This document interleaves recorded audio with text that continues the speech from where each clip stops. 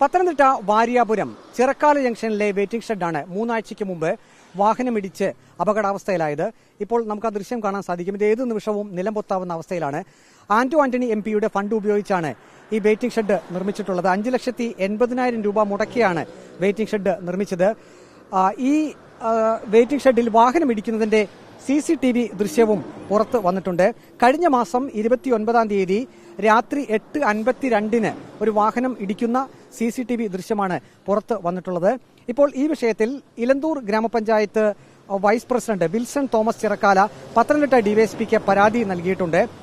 ഏത് വാഹനമാണോ ഈ waiting shed ഇടിച്ചു തകർത്തത് ആ വാഹനം കണ്ടെത്തുക, ഒപ്പം തന്നെ അതിന്റെ ഉത്തരവാദികൾ ആയവരെ കൊണ്ട് തന്നെ വെയിറ്റിംഗ് ഷെഡ് പുനർനിർമ്മിക്കുക, ഈ രണ്ട് ആവശ്യങ്ങൾ ഉന്നയിച്ചുകൊണ്ടാണ് Elanthoor grama panchayat vice president Wilson Thomas Chirakkala Pathanamthitta DYSPക്ക് പരാതി നൽകിയിരിക്കുന്നത്. ഇന്നേക്ക് 21 ദിവസങ്ങൾ പൂർണ്ണമായി. നാളിതുവരെ ഇതുമായി ബന്ധപ്പെട്ട ഒരു നടപടിയും അധികൃതർ ഭാഗത്തുനിന്നുണ്ടായിട്ടില്ല. ഈ 29-ാം തീയതി ഈ അപകടം നടന്ന ഉടനെ തന്നെ തൊട്ടടുത്തുള്ള CCTV ദൃശ്യങ്ങൾ എടുക്കുകയും അത് DYSP ഓഫീസിൽ നൽകുകയും ചെയ്തിട്ടുള്ളതാണ്. നാളിതുവരെ ഇത് സംബന്ധിച്ച് യാതൊരുവിധമായ നടപടികളും ഉണ്ടായിട്ടില്ല.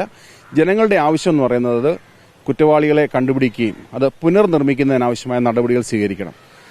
അതിനേക്കാൾ ഉപരിയായിട്ട് ജൂൺ മാസത്തിൽ സ്കൂൾ തുറക്കാൻ പോവുകയാണ്. കുഞ്ഞുങ്ങളടക്കമുള്ളവർ മഴയുണ്ടാവുമ്പോൾ ചിലപ്പോൾ ഈ തകർന്നു കിടക്കുന്ന വെയിറ്റിംഗ് ഷെഡിനുള്ളിൽ കടന്ന് ഇരിക്കാൻ സാധ്യതയുണ്ട്. അപ്പോൾ വലിയൊരു അപകടം ഉണ്ടാകാൻ സാധ്യതയുണ്ട്. അതുകൊണ്ട് അടിയന്തരമായ ഒരു ഇടപെടലുണ്ടായി ഈ വെയിറ്റിംഗ് ഷെഡ് പുനർനിർമ്മിച്ചു തരണമെന്നാണ് ചിറക്കാലയിലുള്ള നിവാസികൾക്ക് വേണ്ടി അവരുടെ വാർഡ് മെമ്പർ എന്ന നിലയിൽ എന്റെ ആവശ്യം.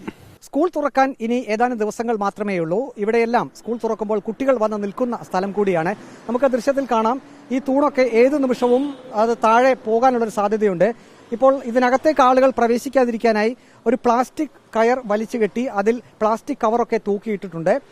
പക്ഷേ എങ്കിൽ പോലും ആളുകളുടെയൊക്കെ ഒരു ഭയം എന്നുള്ളത് കുട്ടികൾ ചിലപ്പോൾ ഈ പ്ലാസ്റ്റിക് കയറൊക്കെ മുറിച്ചു മാറ്റി ഒരു പക്ഷേ അവർ അകത്തേക്ക് കയറിയിരിക്കാനുള്ളൊരു സാധ്യത ഉണ്ട് എന്നുള്ളതാണ്. അങ്ങനെയുള്ളൊരു ഭയം കൂടി നാട്ടുകാർക്കുണ്ട്.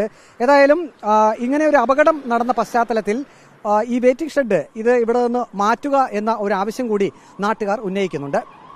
Reporter Praveen Purushothaman, in reporter, Pathanamthitta.